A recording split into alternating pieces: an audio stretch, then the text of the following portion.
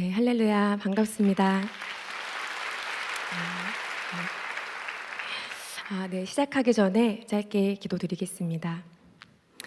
사랑하는 주님, 아버지 이 시간 정말 함께 해주실 줄 믿습니다. 주님, 저의 이야기가 아닌 오직 예수님의 사랑만 남는 그런 자리 되게 하여 주시고, 특별히 지금 고난 가운데 지나고 계신 분들이 있다면 주님께서 더욱 내가 너를 사랑한다, 내가 너를 버리지 않는다, 내가 너를 격려한다, 주님 귀하게 회복시켜 주시는 주님의 역사가 일어나는 그런 은혜를 부어 주시옵소서.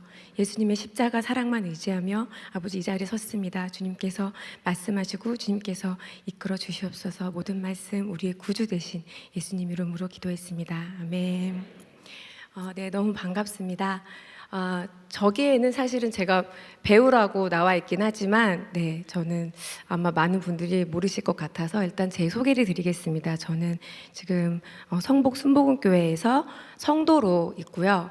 그래서 뭐 제가 유명한 연예인도 아니고 또 집사님도 아니고 저는 선교사님도 아니고 나는 찬양사역가도 아니고 그렇다고 뭐 성공한 CEO도 아니고 제가 너무 부족한데 저한테 전화가 처음에 오신 거예요. 그래서 제가 너무 부족해서 저는 사실은 자신이 없다고 말씀을 드렸는데 목사님께서 이렇게 말씀하시더라고요. 자매님이 부족하시니까 하나님이 드러나십니다. 그래서 제가 용기를 내서 그러면 나의 부족함을 마음껏 자랑하고 와야지, 나의 연약함을 마음껏 자랑하고 와야지, 하나님이 하신 일만 자랑하고 와야지 하는 용기를 가지고 이 자리에 섰습니다.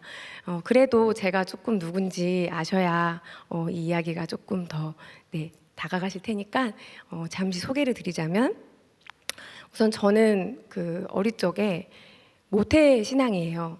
3대째 모태 신앙이고, 정말 그랬기 때문에 어릴 적부터 그 FM 맨날 교회 앞에서 막 봉사하고, 그다음에 막 찬양 인도도 하고 워십도 하고 단기 선교도 가고 그러면서 자랐고, 하나님께서 저를 배우로서 좀 이렇게 기름 부어 주신 응답이 오셨었어요. 그래서 정말 주님께서 저는 나를 배우로 쓰시려나 보다, 하나님께 쓰이는 사람이 돼야지, 그러면은 열심히 연기해야지 했는데 주님께서 또 대학교도 중앙대학교 연구학과 딱 붙여주신 거예요.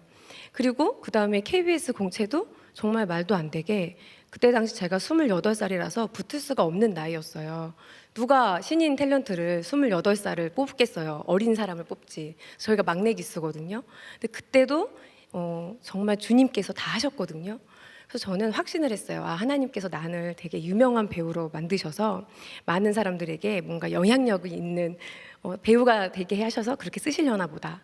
그런데 이제 문화 미디어 엔터테인먼트를 섬기는 어떤 문미의 미니스트리라는 그런 특별한 예배 모임이 있었는데, 거기에서 지금 저의 신랑인 영화 북한 지하교회의 실화를 다룬 신이 보낸 사람이라는 영화가 있습니다. 그 영화의 영화 감독인 김진모 감독을 만나게 됩니다.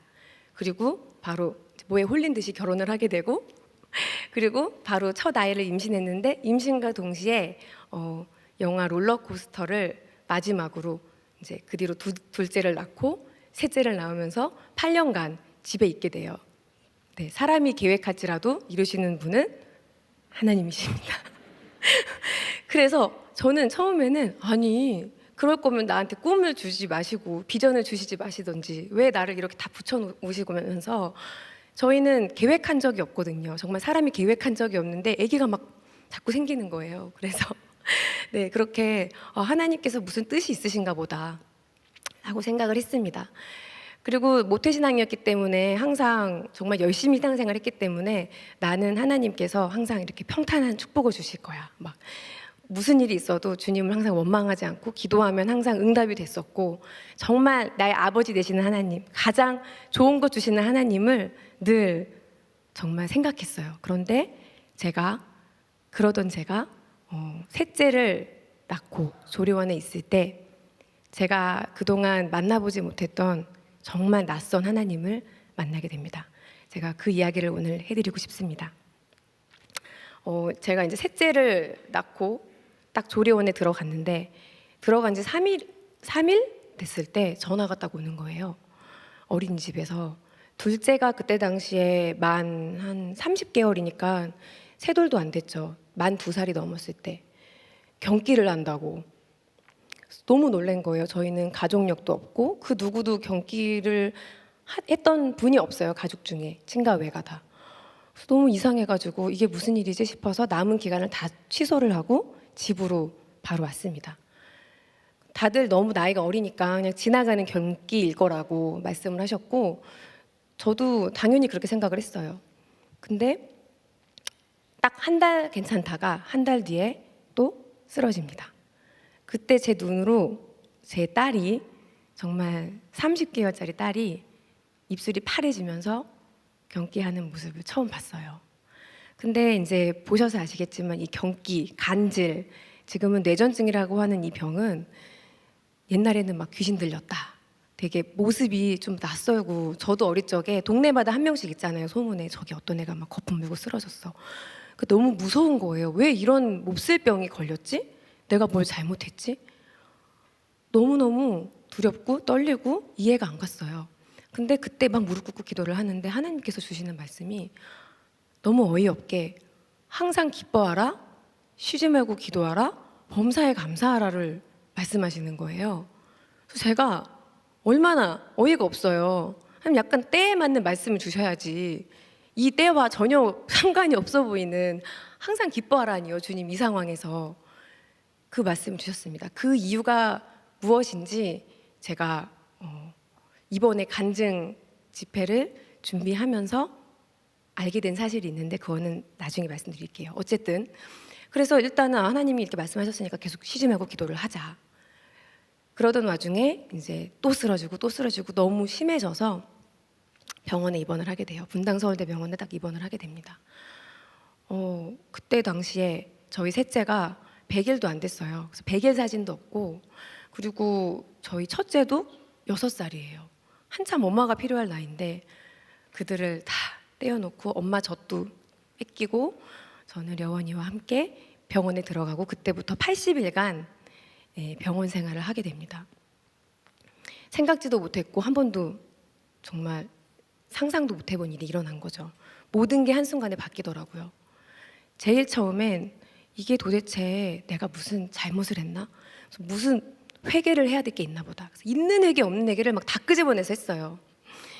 그리고 회개가 아닌가? 감사를 하나? 그럼 다 감사해보자. 있는 감사 없는 감사 또 막 다 하면서 억지로라도 그러고 있었습니다. 그런데 처음에 딱 들어간 지 얼마 안 됐을 때 려원이가 이제 아티반이라는 진정제 같은 주사를 맞는데 그게 환각 효과를 일으키는 사람이 간혹 있나 봐요. 새벽 2시까지 막 분스토를 하면서 막 거미가 보인다고 막 벌레가 보인다고 애가 막 소스라치게 놀라는 거예요. 그래서 제가 이거 어떻게 하지? 막 너무 저도 두렵고 떨리는데 순간적으로 려원이를 딱 붙잡고 려원아 우리 려원이 누가 만들었지? 이렇게 물어봤어요. 근데 저희 맨날 하던 놀이였거든요. 려원이 누가 만들었어? 그러면 하나님이 만들었다 그러면서 웃었었어요. 되게 좀 똑똑하고 원래 빨랐고 건강했던 아이니까. 근데 막 겁에 질려서 무서워서 떨던 애가 그 순간 하나님 하면서 펑펑 우는 거예요. 30개월인 아이가. 그래서 그때 이렇게 어린아이한테도 하나님이 나를 만드셨다는 이 사실이 큰 위로와 힘이 되는구나라는 걸 제가 그때 느꼈습니다. 하지만 경기가 멎었을까요? 멎지 않았어요. 더 심해지고 더 심해져서 20번까지 하는 거예요. 안 되겠다 싶을 때 저희 신랑이 예전에 단기선교에서 알게 됐던 그 의료 선교지에서 알게 됐던 이제 신촌 세브란스의 어떤 교수님의 소개로 신촌 세브란스 병원이 우리나라에서 소아뇌전증으로 좀 제일 유명한 곳이더라고요. 그곳으로 이제 갔습니다. 가면 뭔가 좀 좋아질 줄 알았어요. 제일 유명한 병원이니까 유명하신 분도 만났고. 그런데 그분들도 원인을 찾지 못하는 거예요. MRI를 찍어도 아무것도 없고 뇌파 검사에 경기판은 나오는데 이게 도대체 그냥 소견만 말씀하시기로는 엄마 뱃속에서 뇌피질 이형성증이라는 병이 있는데 뭔가 이형성, 이 뇌에 주름이 있는 게 조금 뭐가 잘못 형성이 눈에도 안 보이는 그 하나만 있어도 이렇게 경기를 한다는 거예요. 정말 눈에 보이지 않는 MRI를 뒤지고 뒤져도 찾을 수 없는. 그러니까 방법이 없잖아요. 그래서 일단은 약 조절을 해봅시다. 그런데 이 약을 계속 먹으니까 애가 계속 자요. 낮잠도 자고 약이 너무 독해서 그게 이제 중추신경에 작용을 하는 정말 경기를 먹는 거에만 딱 집중이 되어 있는 약이다 보니까 정말 독해요. 어른들도 먹으면 막 어지러워요. 근데 이 약을 먹고 애가 막 자요. 이제 그때가 심촌세브란스 입원한 지 일주일이 안 됐을 때인데 일어나더니 낮잠을 자고 일어나더니 엄마 꿈에 예수님이 나왔죠? 이래요. 그 발음도 잘 안 돼요. 나왔어도 안 되는 아이예요. 나왔죠? 그래서 제가 예수님이 나왔어? 근데 그런 얘기를 한 적이 없어요. 단 한 번도. 그래서 갑자기 이 얘기를 왜 하지? 예수님이 나와서 뭐래? 그랬더니 예수님이 울었어요. 그러는 거예요. 울었죠? 그래서 예수님이 왜 울었어? 그랬더니 슬퍼서 울었다는 거예요. 그래서 제가 그때 뭔가 이유가 있나 싶어서 그날부터 병원에서 기도 편지를 쓰기 시작했습니다. 막 절절하게 썼어요. 제발 기도해 주세요. 우리 려원이 탈출하게 해주세요. 막 기도 편지를 썼어요. 그런데 그 기도 편지를 쓰고 써도 경기가 멎었을까요? 점점 더 늘어갑니다. 근데 하지만 그 기도 편지를 보고 정말 많은 분들이 기도를 해주기 시작했어요. 그리고 많은 분들, 제가 모르시는 분들까지도 SNS에도 올렸거든요. 좀 기도 부탁한다고. 근데 그 옷에 환자복에 병원 이름이 써 있잖아요. 그걸 보고 찾아오신 거예요. 그래서 막 장난감도 사주시고 막.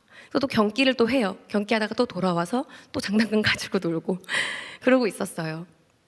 그런데 이 약이 점점 늘어가니까 또 약을 늘면은 분명히 경기가 좀 줄거나 뭐 좀 빈도수가 떨어지거나 해야 되는데 약은 늘어서 눈빛도 흐려지고 점점 걷지도 못하고 기저귀도 떼었던 아이가 다시 기저귀를 차게 되고 너무 이해가 안 가는 거예요. 그러고 있는데 이제 교수님이 오십니다. 사브릴이라는 약이 있는데 6번째 약이에요. 이제 5개예요, 약이 벌써. 근데 사실 4개가 넘어가면은 중환자로 분류가 돼요. 왜냐면 4개부터는 이제 그 약들을 계속 먹으면서 자라면 지체 장애아가 될 확률이 엄청 높은 거죠. 그래서 그 약을 평생 동안 먹어야 되기 때문에 경기를 하는 아이들은 그래서 지체 장애아로 자랄 수밖에 없게 되는 약이 기준이 4개 이상이에요. 근데 이미 5개가 된 거예요. 너무 애가 닳고 도대체 하나님 주님 믿습니다 하는데 믿습니다 하는데 경기를 하니까 마음이 점점 무너지고 있을 때도 붙잡고 있었는데 이제 딱 6번째 약 사브릴 이거를 먹으면 어떤 부작용이 있냐면 약 10%의 경우에 시력이 이렇게 좁아진대요, 각도가. 그래서 이쪽을 못 보게 되는 거예요, 이 끝쪽을. 100%는 아니지만 약 10% 정도의 환자들에게서 그런 부작용이 생긴다고 하는데 그거를 감안하고서라도 먹여야 되는 거예요. 안 그러면 뇌 손상이 올 수 있으니까. 그리고 실제로 뇌 손상이 와서 이제 하루아침에 누워만 있거나 엄마도 못 알아보거나 식물인간이 된다거나 정말 많아요, 그런 아이들이. 한숨을 쉬었습니다. 그리고 사브릴이라는 약을 붙들고 그 삼칠병동이라고 해요. 뇌전증, 소아뇌전증이 있는 삼칠병동에 끝에 예배실이 하나가 있어요. 정말 예쁘게 딱 그 안에만 들어가면 병원이 아닌 것 같아요. 거기에 맨날 갔어요. 왜냐면은 있기 싫어서 이 장애 아들 막 진짜 막 그때 당시만 해도 너무 제가 여기에 우리 려원이가 왜 있어? 여기에 있을 아이가 아닌데 이게 너무 컸던 거예요. 그래서 빨리 나가야 돼 이러면서 막 같이 있기 싫어서 불쌍은 하지만 우리 려원이는 나갈 아이야 이러면서 계속 글로 갔어요. 사브릴을 붙들고 갔습니다. 하나님 오늘부터 이거 먹이는데 주님 이걸로 고쳐주세요. 고쳐주세요. 정말 제가 따져야겠다 그러면서 막 따지면서 기도를 했습니다. 왜냐하면 저의 기도에 늘 응답하시는 하나님이었기 때문에 저는 믿었어요. 그리고 응답이 오는 거예요. 고쳐주겠다고. 뭔가 엄청난 확신이 드는 거예요. 하나님이 이걸로 고쳐주시는구나. 6번째로. 이거다. 그래서 제가 약을 먹이고 감사기도를 하고 잤습니다. 근데 다음날 아침에 어떻게 됐겠어요? 경기가 폭발했어요. 30번, 40번 하던 애가 70번, 80번. 그래서 혈관으로 로딩이 막 들어가는데 뭐 진짜 정말 독한 그냥 원래 맞기만 해도 기절해서 이제 바로 잠들어야 되는 그런 것들이 막 7개, 8개 들어가는데 들어가면서도 경기를 하고 안 멎는 거예요. 정말 무섭게. 그러더니 막 일어나서 저한테 누구세요? 그래서 제가 정말 너무 무섭고 떨리고 그때 그 엄마들의 마음을 이해하게 됐어요. 하루아침에 아이가 인지를 잃어버리고 장애아가 되는 엄마들이 이런 심정이구나. 저는 그 장애인 분들이 태어나서부터 그런 장애인 분들인 줄만 알았는데 그런 아이들이 잘 치료를 견디고 끝까지 씩씩하게 대견하게 약을 견디고 수술을 견디고 치료를 견디어서 잘 자라나면 어른 장애인이 되는 거더라고요. 너무너무 그때 배웠어요. 그때 처음 느꼈어요. 그리고는 제가 하나님을 따지려고 기도를 시작합니다. 분명히 고쳐주신댔는데 어떻게 된 거냐고. 딱 입을 여는데 하나님이 무릎을 꿇는 순간 회개 기도가 나오는 거예요.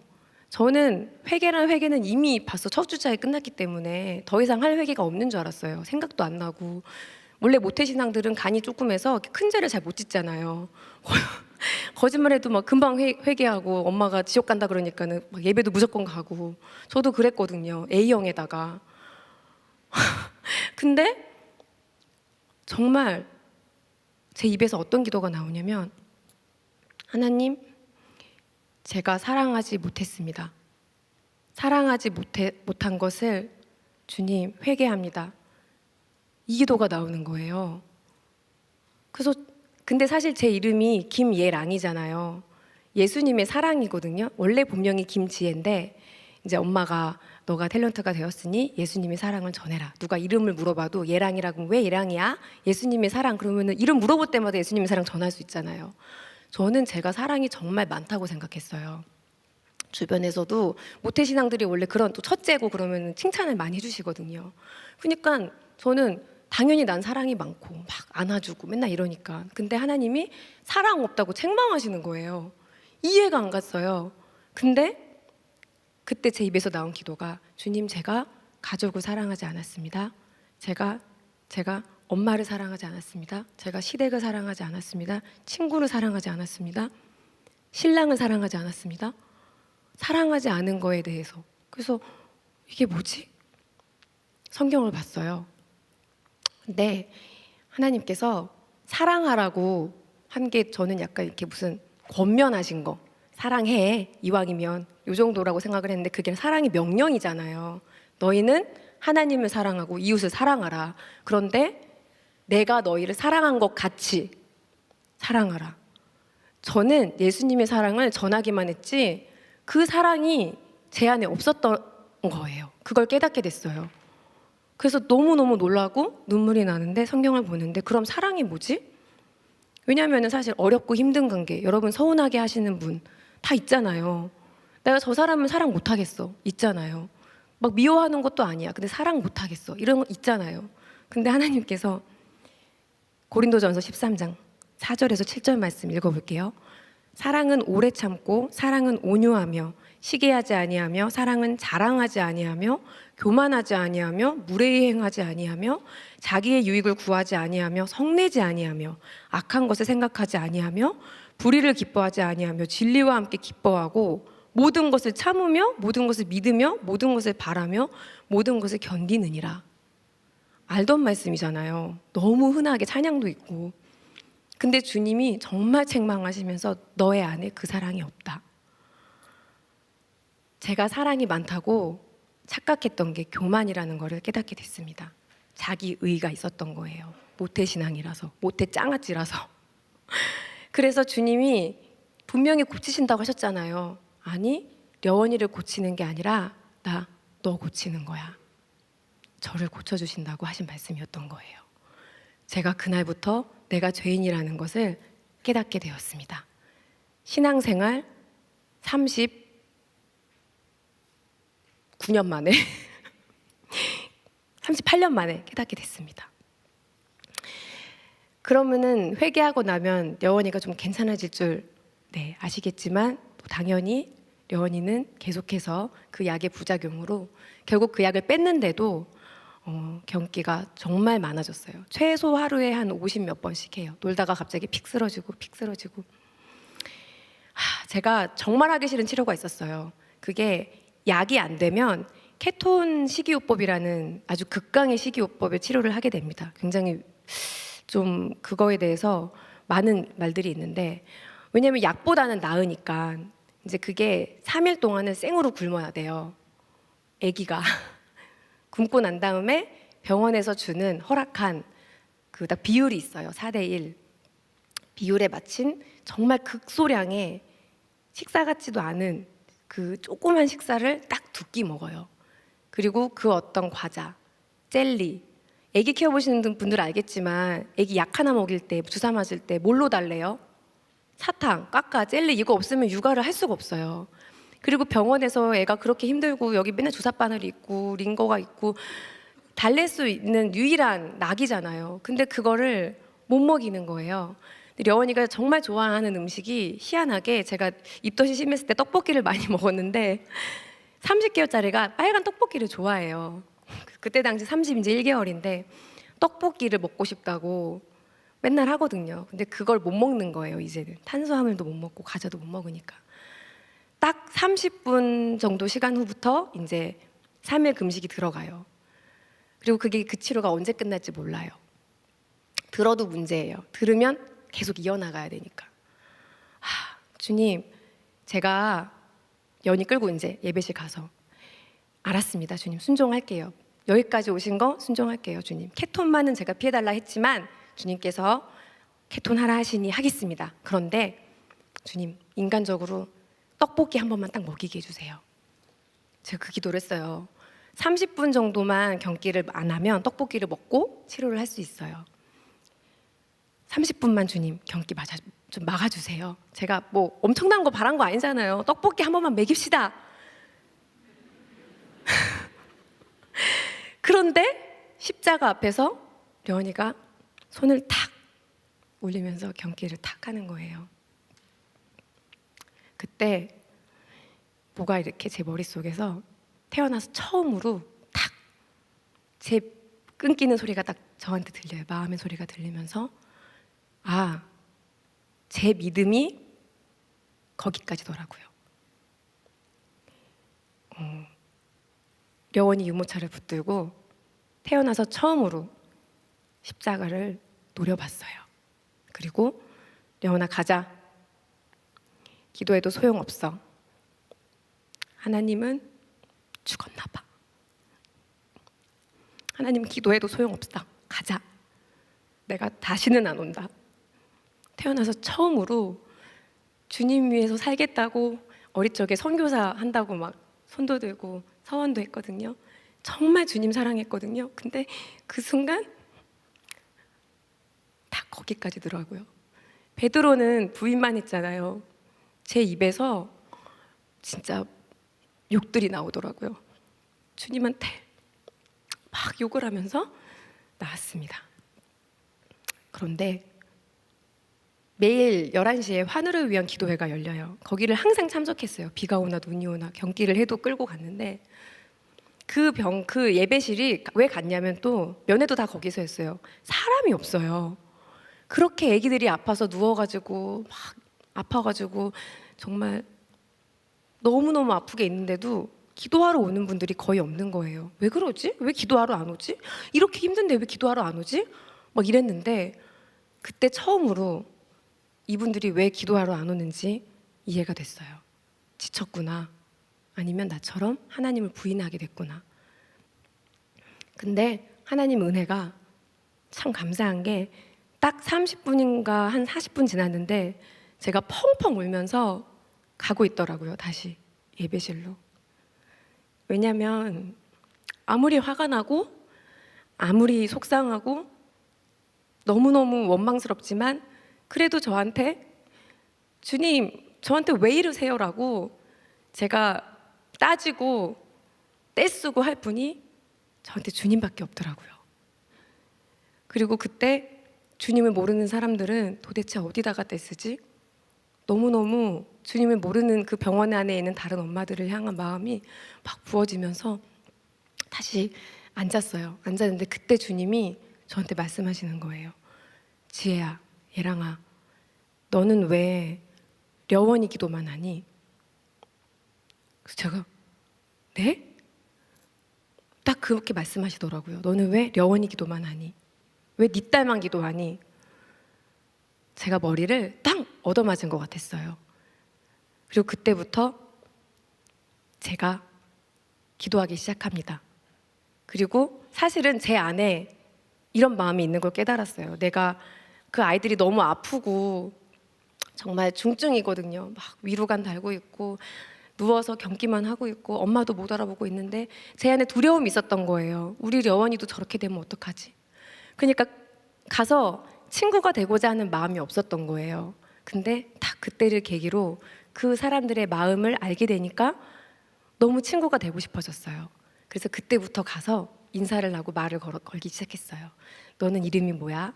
제 앞에 있는 이 빨간 머리, 그 빨간색 리본을 이렇게 달고 있는 려원이랑 동갑인 아이가 있었는데 너무 예쁜데 걔는 베개부터 아팠대요.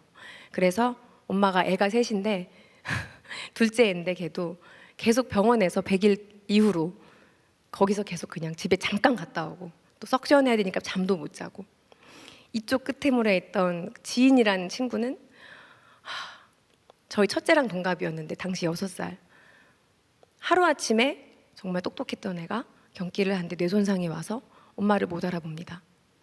누워서 계속 경기하고 있어요. 근데 옆에 캐비넷에 너무 예쁘게 이렇게 막 셀카로 찍은 사진이 있는 거예요. 제가 어머 이거 너무 예쁘다. 언제적 사진이야? 그랬더니 1년 전 사진이라는 거예요. 그래서 또 펑펑 울었어요. 그리고 또 저쪽 끝에 있는 또 어떤 아이 다 하루아침에 정말 잘생긴 아이가 또 막 누워있고 이런 일들이 있구나, 이런 슬픈 이야기들이 있구나 하면서 그때부터 저랑 려원이랑 친구가 되고 같이 밥 먹고 정말 너무너무 사랑하는 사이가 됐어요. 지금도 연락하고 지내는데 그때 그 친구들 중에서 이제 제가 아멘 동생이라고 부르는데 불교 신자 동생이 한 명 있었어요. 근데 제가 예배실 자꾸 가니까 가서 관심이 있는 거예요. 언니 뭐 아멘 하러 가요? 어머 아니 아멘 하러 가. 또 갔다 오니까 언니 아멘 하고 왔어요. 아멘 하고 왔어. 또 어느 날 안 가면 언니 오늘은 왜 아멘 하러 안 가요? 뭐 이러는 거예요. 그래서 내 아멘에 되게 관심이 많구나. 제가 가가지고 기도해줘도 되냐고 물어봤는데 여러분 종교가 달라도 기도해줘도 되냐고 물어봤을 때 싫다고 하는 엄마가 한 사람도 없는 거예요. 그래서 가서 막 기도해줬어요. 기도하는데 막 눈물이 나더라고요. 하나님께서 정말 사랑하시는구나. 여기에 있는 한 사람 한 사람 너무 사랑하시는구나.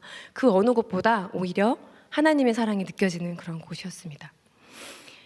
근데 아무도 안 울어요. 그래서 왜 이렇게 너희들은 안 우니? 했더니 미안해서 안 울고 너무 많이 울어서 지쳐서 안 울고 그래서 그때 이곳에서 정말 필요하신 말씀이었구나. 항상 기뻐하라, 쉬지 말고 기도하라, 범사에 감사하라가 너무 필요한 말씀이었던 거예요. 그 고난 가운데 있는 분들한테. 그래서 엄마들이 정말 많이 웃어요. 그 안에서. 왜냐하면 엄마가 울면 애들이 울어요. 가뜩이나 무서운데. 그러니까 아이가 비록 인지가 잃었지만 엄마들은 계속 웃고 재밌게 해주고 정말 즐겁게 있어요. 그리고 몰래 울어요. 잘 때 몰래 울고 뒤돌아서 몰래 울고. 그래서 거기서 정말 많은 것을 느꼈습니다. 근데 그 중보기도 제가 편지 보냈다 그랬잖아요. 기도 편지를 매일매일. 그게 전해져서 정말 많은 분들이 기도를 하게 됐어요.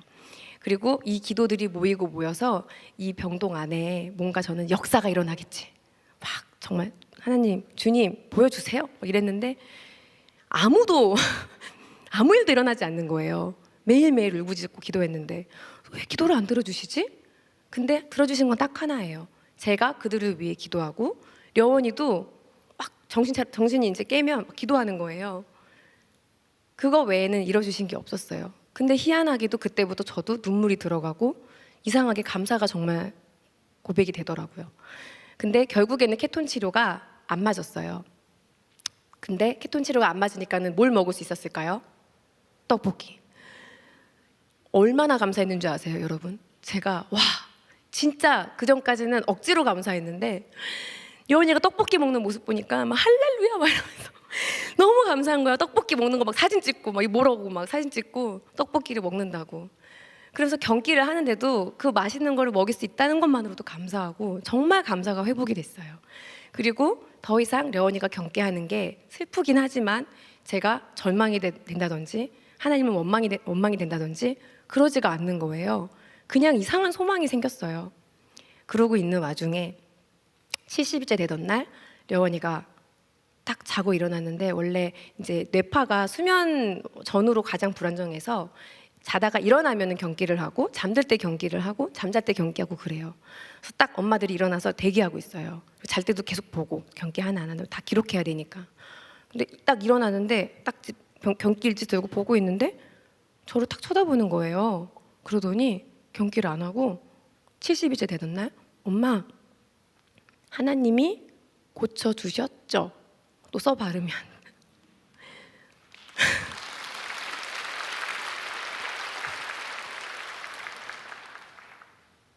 기적이 일어난 거예요. 아무도 안 믿었어요, 처음에는. 선생님들도 1시간마다 와서 아직도 안 해요? 그럴 리가 없는데, 난치성인데. 약을 그때 8개로 늘어나서 8개 먹고 있었거든요. 걷지도 못하고. 이상하네. 교수님이 2주간 퇴원을 안 시켜주셨어요. 분명히 경기할 거다. 근데 안 해서 결국에는 퇴원을 하게 됩니다. 근데 제 안에 너무 큰 물음이 있었어요. 뭐냐면 태어나는 날 그 아멘 동생, 아니 아멘하러 가요 동생이, 그 아들이 정말 잘생겼어요. 그리고 첫째 아들이에요. 엄마들 아시겠지만 첫째 아들은 어때요? 진짜 엄마한테 절절하잖아요. 너무 잘생긴 첫째 아들이 8살 때 갑자기 그렇게 드러누워서 엄마 아빠 말도 못하고 누워만 있어요. 뇌 손상이 너무 많이 진행이 돼서 의학적으로는 그냥 회진 때도 긴 시간이 안 걸려요. 그냥 기다려봅시다 이러고 지나가요. 얼마나 절망적이겠어요. 근데 자기 아이가 더 훨씬 아픈데 짐 다 저 싸는 거 도와주고 1층까지 배웅을 해주면서 축하한다고. 그래서 여원이가 엘사 좋아한다고 엘사 머리핀 뭐 이런 거, 물병 이런 거 사가지고 내려와서 안아주고, 맨날 시크릿 주주 노래할 때 이제 그 친구가 마녀를 해줬거든요. 치링 치링 치리링 그러면은 마녀가 외우는 주문이 있는데 막 아리오네오 막 이러면서 같이 놀아줬는데, 마녀 이모 잊어버리면 안 돼. 그런데 제가 너무 눈물이 났어요. 하나님 왜 안 고쳐주셨어요? 왜 려원이만 고쳐주셨어요? 너무 미안한 거예요. 제 안에 오해가 생기는 거예요, 중보기도에 대한.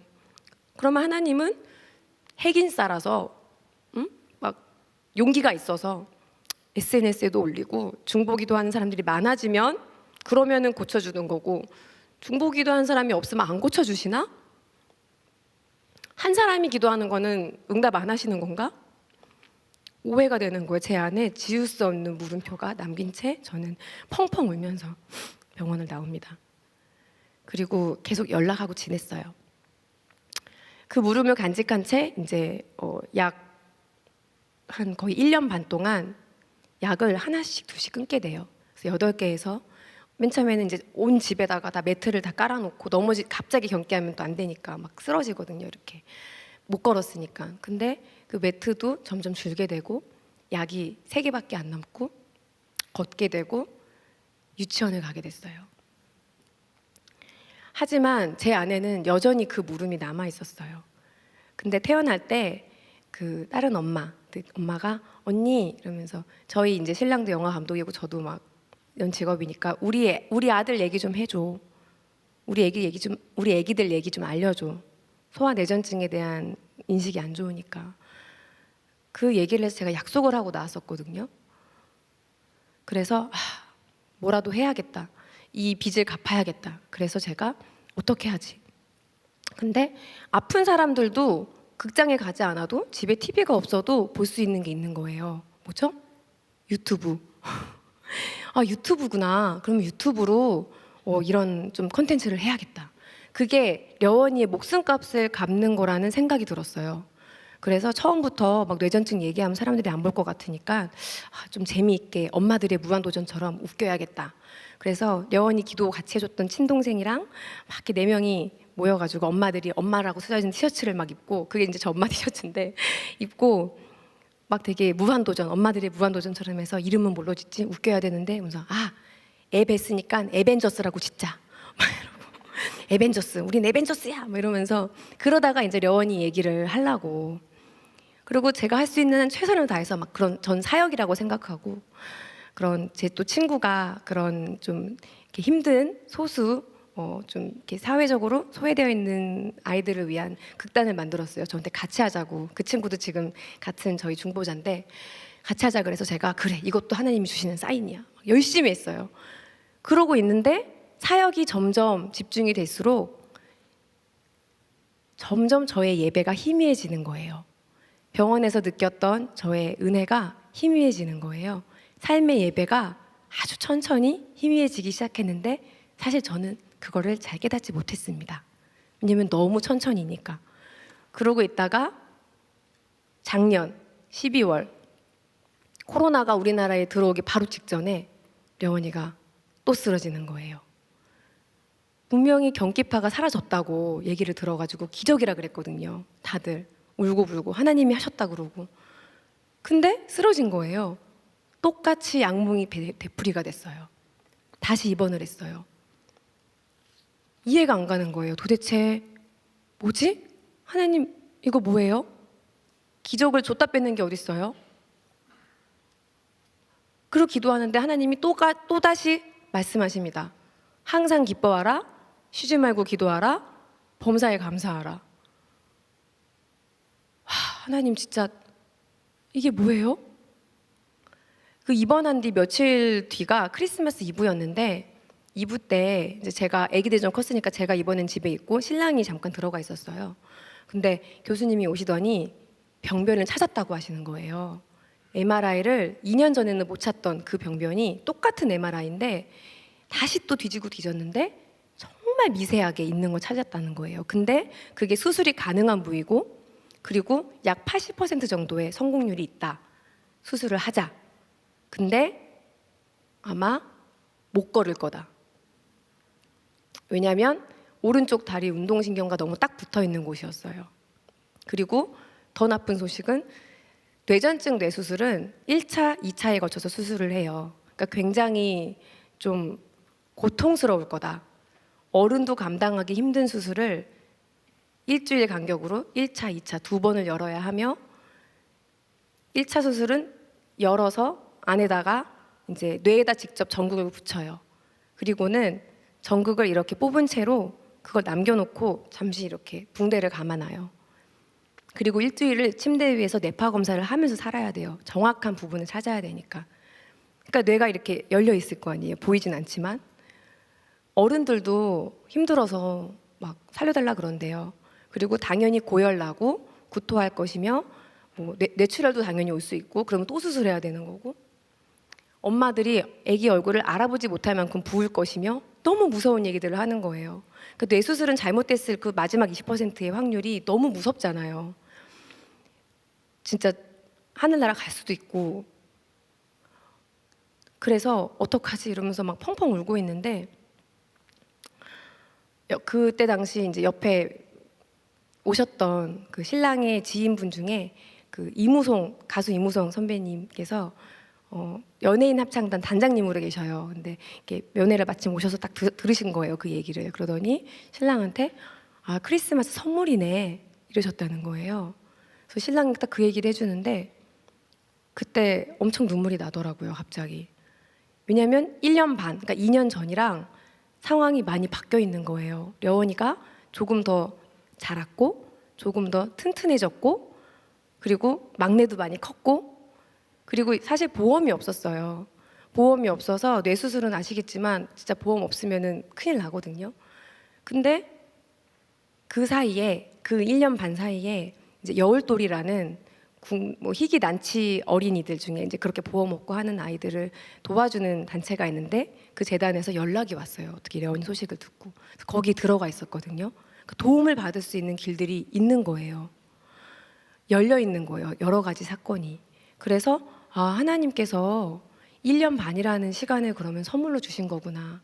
그때 열었어야 됐는데 1년 반의 시간을 주님이 조금 더 시간을 주셨나 보다 하면서 저희가 울면서 감사하다고 기도를 드렸어요. 근데 저는 그때 느꼈어요. 감사 기도의 힘을. 여러분, 감사해야 마땅할 때 하는 게 그렇게 큰 힘이 없더라고요. 그런데 정말 그런 순간에 감사합니다라고 했을 때 하나님께서 놀라운 역사를 이루시는 줄 주님 분명히 알려주십니다. 감사할 수 없을 때 억지로라도 감사할 거 찾아서 감사할 때 주님께서 정말 엄청난 일을 행하세요. 그때부터 이제 일이 시작이 또 됩니다. 저희는 사실은 이미 한번 기도 편지를 보냈으니까 민망하잖아요. 또 다시 이렇게 됐다는 거를 못 보내죠. 당연히 어떻게 보내요? 염치가 없지. 그랬는데 그때 당시 처음에 도와주셨던 그 신촌 세브란스 교수님께서 신랑한테 먼저 중보기도방 릴레이 금식 기도방을 만들자 하고 만들어 주신 거예요. 그리고 사람을 모아라, 기도를 하자. 그래서 저희는 용기를 내어서 이거는 내가 혼자 감당할 일이 아니고 또 솔직히 자식을 위해서라면은 부모가 못할 게 없잖아요. 부끄러운 게 어딨어, 해야지. 그리고 막 민망한데도 다 혹시 릴레이 금식 해줄 수 있냐. 근데 제가 놀란 건 솔직히 몇 명 못 모일 줄 알았어요. 왜냐면 남의 아이를 위해서 솔직히 한 끼 굶는 거 이게 쉬운 일이 아니잖아요. 누가 굶어요, 남의 애를 위해서. 근데 약 40명 정도가 모였어요. 너무너무 감사했고 그렇게 5주간의 릴레이 금식 기도가 시작이 되는데 그때가 한참 이제 2월 달이니까 막 코로나가 막 난리가 났을 때예요. 그 공포심이 극에 달했을 때인데 그거는 릴레이 기도 방이니까 정말 그 온라인으로 드리는 예배의 은혜를 먼저 약간 좀 무슨 훈련시키신 것처럼 그 안에서 엄청난 은혜가 있었어요. 처음에는 려원이를 위해서 기도했는데 시간이 지나면서 5주가 지나니까 그 안에 계신 모든 분들, 저를 포함한 모든 분들이 저희가 회복이 되는 거예요. 그거를 느꼈어요. 이게 중보기도가 내가 회복이 되는 기도라는 거를 더 느꼈습니다. 그래서 그 기도 모임 하는 분들한테 지금도 소식을 전하고 있어요. 근데 어쨌든 그 기도가 이제 하는 시작이 됐을 때 이 수술이 시작하기 전부터 시작했으니까 그래서 수술이 이제 2월 6일이고 저희가 2월 4일에 입원을 했어요. 입원하기 이제 하루인가 이틀 전에 그 아멘 동생 전화가 왔어요. 언니 이러면서 소식을 들은 거죠. 저는 알리지 않았는데 이렇게 건너 소식을 들은 거예요. 그러면서 언니 뭐 힘내라고 저한테 오히려 또 수술 잘 될 거야. 그러면서 하나님한테 기도하면 또 하나님 들어주실 거라고.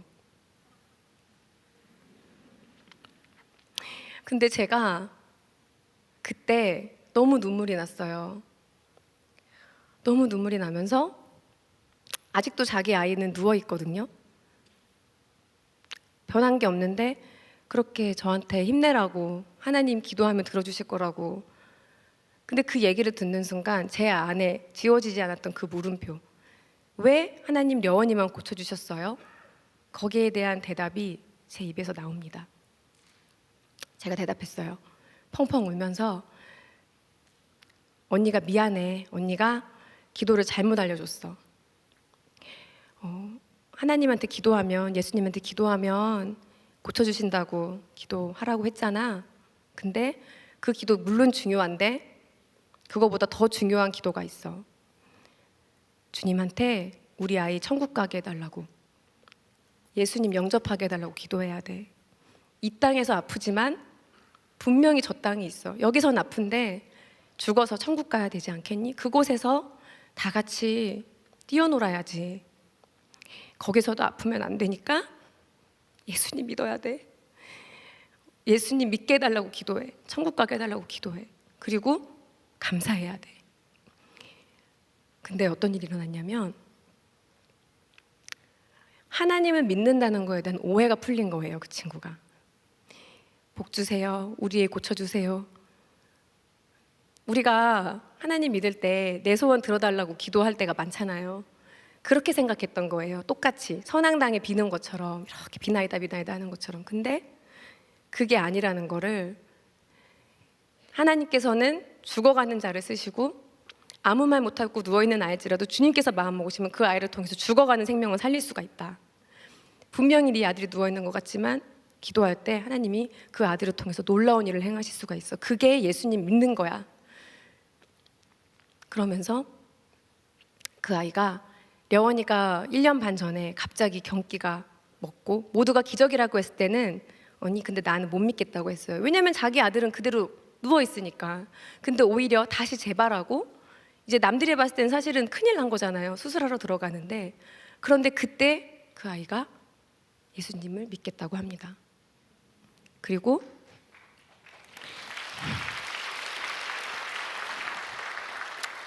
지금은 염주를 뺐어요. 그리고 기도해요. 그리고 저희 그 화이팅겔이라는 공동체라고 아까 나왔는데 그게 뭐냐면은 그냥 저희들끼리 무슨 모임처럼 순모임처럼 그 삼칠병동 엄마들 그리고 또 다른 뇌전증 엄마들 그리고 정말 놀랍게도 그 릴레이 금식 기도방에 제가 알리지도 않았는데 자기 아이가 아픈데도 불구하고 나도 왜 나 초대 안 했냐고 나도 금식하겠다고 저한테 전화 온 언니가 있었어요. 이해가 안 갔어요. 내 아이가 더 아픈데 금식을 하겠대요. 려원이를 위해서. 근데 그 언니 또 다른 분들 다 들어왔어요. 그래서 딱 그 6명이랑 목사님 2명이랑 그리고 그때 중보했던 분들 중에서 이제 제가 좀 초청해서 이렇게 이 아이들만을 위해서 우리가 다시 좀 중보 기도를 계속 이어갔으면 좋겠습니다 해서 그 단체 방을 만들었는데 그 이름을 화이팅 게일 해가지고 엄마들 힘내라고 나이팅게일처럼 맨날 하얀 옷 입고 이렇게 아이들 돌보는 엄마들 힘내라고 해서 만들었는데 그 공동체 안에 그 친구가 있고 다른 그 병원 친구도 다 있고 뭔 일 있으면은 문자가 떠요. 그 친구가 내가 기도할게. 그리고 자기 기도 제목 있으면은 저 기도해 주세요. 이렇게 떠요. 너무너무 기뻐요. 정말 그 안에서 제가 받는 게 훨씬 많아요. 전 중보 기도를 한다고 생각했는데 누군가를 위해 기도할 때 하나님께서 정말 많은 사랑을 저에게 힘을 부어주시더라고요. 그리고 다시 수술 이야기로 돌아올게요. 그러고서 이제 수술 들어갑니다. 1차 수술을 했습니다. 근데 사람들이 와서 다 놀라는 거예요. 애가 붓지도 않고 너무너무 멀쩡한 거예요. 열도 안 나고 토도 안 하고. 그리고서는 이제 또 2차 수술을 했습니다. 2차 수술하면서 막 제발 걷게 해달라고 막 기도했을 거 아니에요. 나왔어요. 근데 오른쪽 발 전체가 마비예요. 그리고 수술 후 MRI를 찍거든요. 보시더니 신경외과 교수님, 재활 교수님, 소아신경과 교수님 전부 다 한숨을 막 쉬시면서 못 걸을 것 같다고. 근데 그때 그 교수님, 저 도와주신 교수님께서 알티 켄달 목사님이 쓰신 완전한 용서라는 책을 가지고 와서 읽어보라고 주고 가시는 거예요. 근데 도대체 제가 이 책을 저한테 왜 주시지? 갑자기 이 타이밍에? 려원이가 한 3일 동안 말을 안 해서 자기도 충격받아서 못 움직이니까. 완전한 용서가 되게 알고 보니까 유명한 베스트셀러인데 그 책에 보니까 요셉 이야기가 나와요. 그러면서 내가 정말 용서할 수 없는 사람 있죠. 내가 이 사람만큼 용서할 수 없는 나에게 상처 준 사람, 정말 원수 같은 사람 용서하라고 나오는 거예요. 근데 전 제가 용서 되게 잘하는 줄 알았거든요. 그 책을 보니까 제가 용서한 게 하나도 없더라고요. 용서를 한 적이 없는 거예요. 거기서 말하는 용서는 그냥 계속 용서하고 그들을 위해 기도하고 하나님 외에 누구에게도 말하지 말고 정말 용서하라고, 사랑하라고. 여러분 혹시 이 시간에 내가 절대 용서 안 되는, 사랑할 수 없는, 정말 이 사람 나 상처 준 사람이 혹시 마음에 있으세요? 용서할 수 있으시겠어요? 저는 너무 어려웠어요. 근데 그때 하나님 말씀 주십니다. 로마서 5장 8절에 우리가 아직 죄인 되었을 때에 그리스도께서 우리를 위하여 죽으심으로 하나님께서 우리에 대한 자기 사랑을 확증하셨느니라. 우리가 아직 죄인 되었을 때 용서하라는 거예요. 용서를 하신 거예요, 주님께서. 그리고 제가 생각했어요. 아니 근데 나는 잘못한 게 없는데, 난 잘못한 게 없이 상대방이 잘못하거나, 정말 우리는 그렇게 생각하잖아요, 다들. 나는 내가 맞다고 생각할 때 화가 나잖아요. 나는 억울하다. 나는 억울한 피해자다. 이럴 때 화가 나거든요. 내가 생각이 맞는 것 같을 때 화가 나고, 내가 저 사람보다는 나은 것 같고 내가 저 사람보다는 나 이런 사람 있잖아요. 근데 빌립보서를 주님이 읽어보라 하십니다. 빌립보서 2장 3절에서 12절. 아무 일에든지 다툼이나 허영으로 하지 말고 오직 겸손한 마음으로 각각 자기보다 남을 낮게 여기고 각각 자기 일을 돌볼 뿐더러 또한 각각 다른 사람들의 일을 돌보아 나의 기쁨을 충만하게 하라. 너희 안에 이 마음을 품으라. 곧 그리스도 예수의 마음이니 그는 근본 하나님의 본체시나 하나님과 동등됨을 취할 것으로 여기지 아니하시고 오히려 자기를 비워 종의 형체를 가지사 사람들과 같이 되셨고 사람의 모양으로 나타나사 자기를 낮추시고 죽기까지 복종하셨으니 곧 십자가에 죽으심이라. 이러므로 하나님이 그를 지극히 높여 모든 이름 위에 뛰어난 이름을 주사 하늘에 있는 자들과 땅 위에 있는 자들과 땅 아래에 있는 자들로 예수의 이름에 무릎을 꿇게 하시고 모든 입으로 예수 그리스도를 주라 시인하여 하나님 아버지께 영광을 돌리게 하셨느니라. 그러므로 나의 사랑하는 자들아 너희가 나 있을 때뿐 아니라 더욱 지금 나 없을 때에도 항상 복종하여 두렵고 떨림으로 너희 구원을 이루라. 아멘.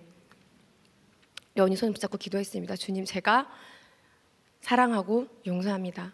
제 안에 있는 그 어떤 억울한 마음도 주님 제가 가지지 않겠습니다. 예수님의 사랑을 실천하는 예랑이게 될게요. 주님, 우리 려원이 제발 걷게 해주세요. 려원아 같이 기도하자. 걷게 해주세요. 그리고 아멘 했는데 려원이가 저를 보더니 엄마 나 걷고 싶어 하고 얘기를 했어요. 저는 얼른 핸드폰 카메라를 켜고 세팅해놓고 려원이 손을 잡았습니다. 그 예배실에서. 네, 영상 틀어주세요.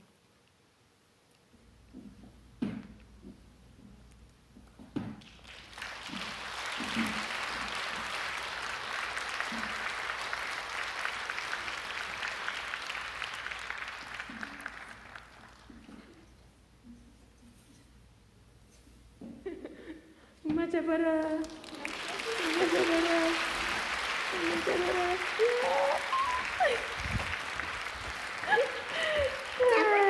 잘했다.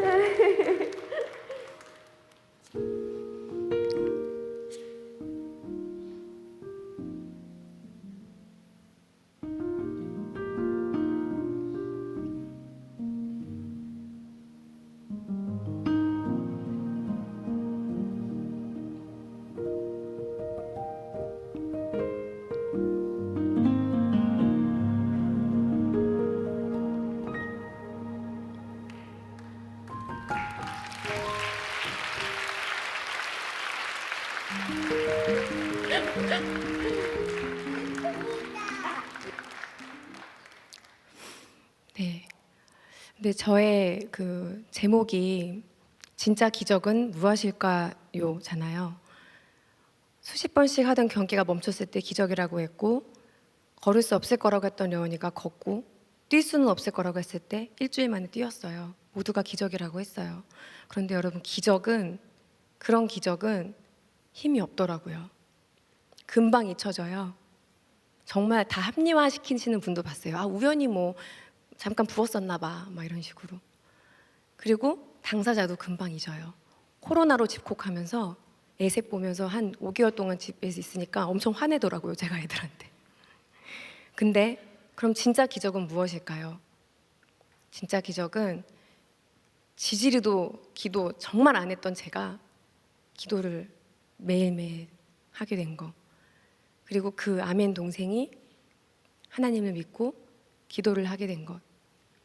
그 아이가 낫지 않아도, 경기가 멎지 않아도 그래도 기도하는 것.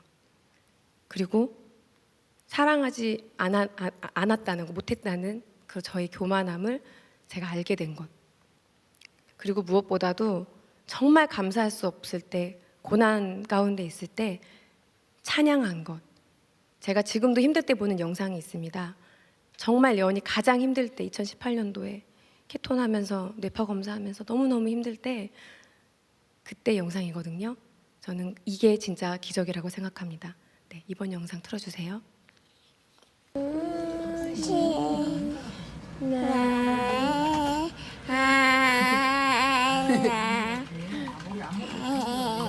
잘했어요. 어우 잘하네. 좋으신 하나님을 찬양해요, 려원이가. 너무 아프고 매일매일 바늘로 찌르는데 가장 좋아하던 찬양이 저때 좋으신 하나님이었어요. 좋으신 하나님, 좋으신 하나님, 나의 하나님.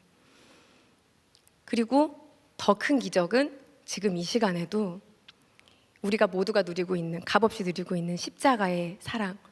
예수님께서 우리를 위해서 이 땅에 내려오셔서 나 한 사람만이 이 세상에 존재했다 하더라도 내려오셔서 십자가에 죽기까지 사랑하신 그 십자가 사랑이 가장 큰 기적이라고 저는 감히 고백합니다. 여원이가 처음 쓰러졌을 때부터 계속 주셨던 그 말씀, 본문 말씀 데살로니가 전서 5장, 그 5장에 대한 이제 이야기가 있다 그랬는데 제가 준비하면서 너무 떨리는 거예요.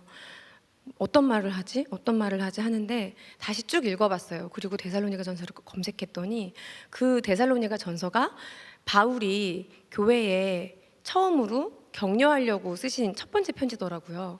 그렇구나 하고 읽었는데 27절에 제가 무너지고 눈물을 흘렸어요. 하나님의 뜻을 조금 알겠더라고요. 하나님께서 주신 마음이 데살로니가전서 5장 27절에 내가 주를 힘입어 너희를 명하노니 모든 형제에게 이 편지를 읽어주라. 저는 이 편지가 그 옛날 데살로니가 교회뿐 아니라 그리고 려원이 때문에 좌절하고 울었던 2018년도에 저한테도 그리고 지금 이 순간 매일매일 힘겨운 고난을 겪고 있는 모든 성도분들한테 주님께서 격려하시고 싶으셔서 지치지 말라고 주시는 주님의 편지라고 이 편지를 읽어주라고 하시는 것 같았어요. 그래서 이 시간 함께 읽어주라 하시니까 읽어드리겠습니다. 데살로니가 전서 5장입니다. 형제들아 때와 시기에 관하여는 너희에게 쓸 것이 없음은 주의 날이 밤에 도둑같이 이를 줄을 너희 자신이 자세히 알기 때문이라. 그들이 평안하다 안전하다 할 그때에 임신한 여자에게 해산의 고통이 이름과 같이 멸망이 갑자기 그들에게 이르리니 결코 피하지 못하리라. 형제들아 너희는 어둠에 있지 아니하매 그날이 도둑같이 너희에게 임하지 못하리니 너희는 다 빛의 아들이요 낮의 아들이라. 우리가 밤이나 어둠에 속하지 아니하나니 그러므로 우리는 다른 이들과 같이 자지 말고 오직 깨어 정신을 차릴지라. 자는 자들은 밤에 자고 취하는 자들은 밤에 취하되 우리는 낮에 속하였으니 정신을 차리고 믿음과 사랑에 호심경을 붙이고 구원의 소망에 투구를 쓰자. 하나님이 우리를 세우심은 노하심에 이르게 하심이 아니요 오직 우리 주 예수 그리스도로 말미암아 구원을 받게 하심이라. 예수께서 우리를 위하여 죽으사 우리로 하여금 깨어있든지 자든지 자기와 함께 살게 하려 하셨느니라. 그러므로 피차 권면하고 서로 덕을 세우기를 너희가 하는 것 같이 하라. 형제들아 우리가 너희에게 구하노니 너희 가운데서 수고하고 주 안에서 너희를 다스리며 권하는 자들을 너희가 알고 그들의 역사로 말미암아 사랑 안에서 가장 귀히 여기며 너희끼리 화목하라. 또 형제들아 너희를 권면하노니 게으른 자들을 권계하며 마음이 약한 자들을 격려하고 힘이 없는 자들을 붙들어주며 모든 사람에게 오래 참으라. 삼가 누가 누구에게든지 악으로 악을 갚지 말게 하고 서로 대하든지 모든 사람을 대하든지 항상 선을 따르라. 항상 기뻐하라. 쉬지 말고 기도하라. 범사에 감사하라. 이것이 그리스도 예수 안에서 너희를 향하신 하나님의 뜻이니라. 성령을 소멸하지 말며 예언을 멸시하지 말고 범사에 헤아려 좋은 것을 취하고 악은 어떤 모양이라도 버리라.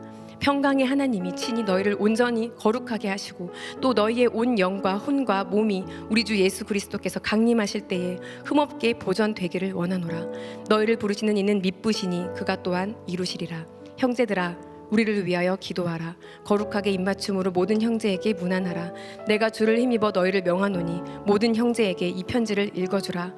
우리 주 예수 그리스도의 은혜가 너희에게 있을지어다. 아멘. 아멘. 저는 아직도 가끔 그 2018년도의 여름이 그리울 때가 있습니다. 이렇게 말하면 못 믿으시겠지만 정말 그리울 때가 있어요. 왜냐하면 그 고난 가운데 있을 때 하나님께서 정말 여러분들을 주목하고 계시기 때문입니다.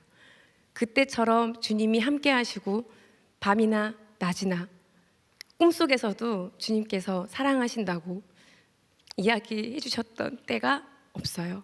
그리고 그 삼칠병동 안에 고난 가운데 있는 모든 분들, 지금 이 순간에도 각자 고난 당하시는 그 모든 분들, 그분들에게 들으시든지 못 들으시든지 주님께서는 끊임없이 이 격려의 편지를 매일매일 써서 보내고 계십니다.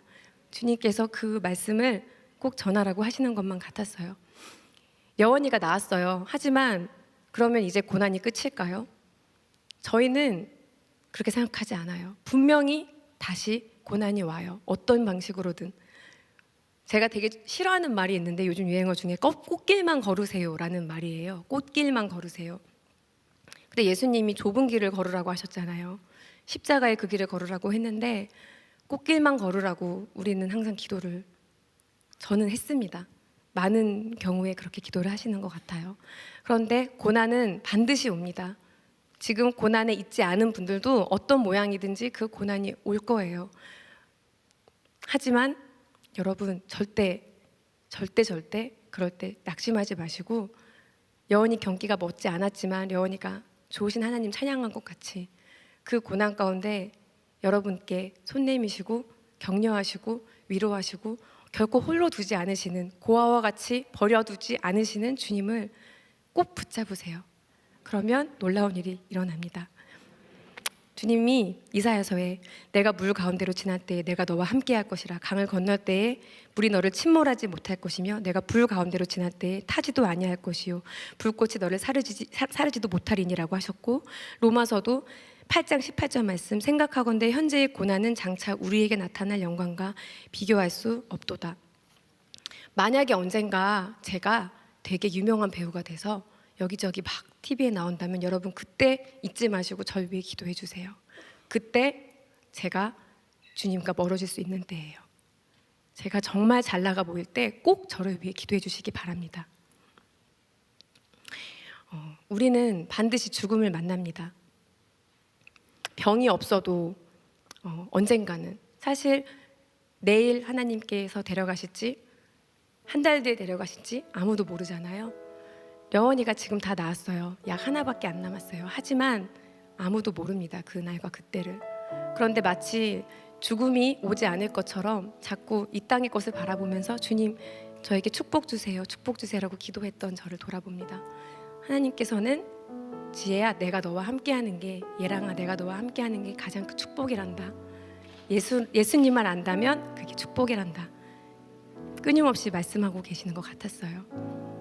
감사할 때 어떤 순간에서 감사할 때 그리고 함께 기도할 때 혹시 지금 너무너무 힘든 고난 가운데 아이가 아프거나 정말 죽어가는 병에 걸리셨거나 너무 힘든 가운데 계신 분이 있다면 숨지 마시고 가장 주변에 믿을 수 있는 분들에게 우리도 기도 모임 만들자. 목사님께 동역자분께 제발 손 내미세요. 그분들이 그 기도 모임을 만들기 시작할 때 주님께서 일하십니다. 삼겹줄은 절대 끊어지지 않습니다. 겸손하게 내가 연약하다는 것을 주님께 내어놓을 때 하나님께서 놀라운 일을 행하십니다. 그리고 끝까지 말씀 붙드시고 기도하세요. 제가 너무 마음이 아팠던 게 당근마켓이라는 중고 물품 파는 데가 있는데 얼마 전에 누가 십자가랑 성경책을 무료 나눔합니다 하고 올려놓은 거예요. 예수님께서 값없이 주신 그 무엇과도 바꿀 수 없는 십자가를 도대체 무슨 고난이 왔길래 얼마나 힘들었길래 무료 나눔으로 성경책도 한두 권이 아니고 십자가도 한 여러 개였어요. 그분을 위해 기도하게 되더라고요. 주님 이분이 왜 주님을 떠났을까요? 여러분 그럼 다 잃은 거예요. 절대 예수님만은 붙들고 지금 걷고 계시는 그 고난에 예수님께서 내가 너와 함께 한다고 세상 끝날 때까지 함께 한다고 약속하신 그 말씀 꼭 붙잡고 가시면 주님께서 마지막에 장하다 내 딸아 수고했다 내 아들아 너 수고한 거 내가 다 안다. 천국에서 10배로 20배로 갚아주십니다. 절대로 주님이 잊지 않으십니다. 여러분 그거 꼭 붙잡고 마지막까지 절대 주님만은 놓지 않는 우리가 되길 바라면서 나누고 싶은 찬양이 있습니다. 주여 우린 연약합니다. 다 같이 찬양하시면서 기도하고 끝냈으면 좋겠습니다. 주여 우린 연약합니다. 우린 오늘은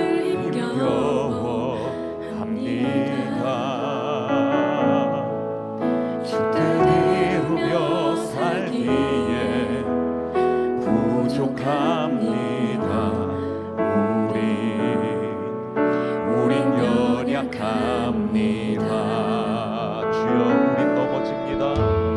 주여 우린 넘어집니다.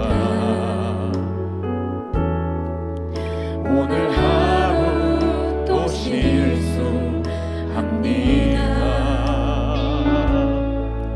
주의 긍휼을 구하는 죄인입니다. 우리 주만 바라봅니다.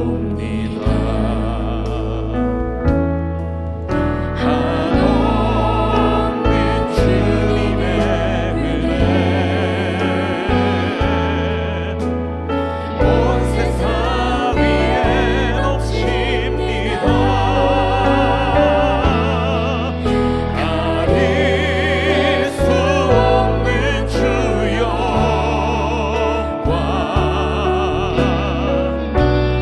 온 땅 위에 충만합니다.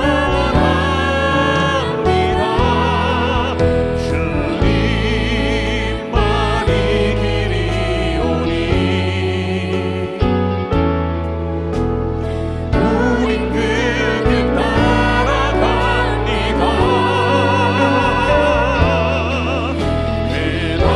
그날에 우리를 이루신 주는 완전합니다.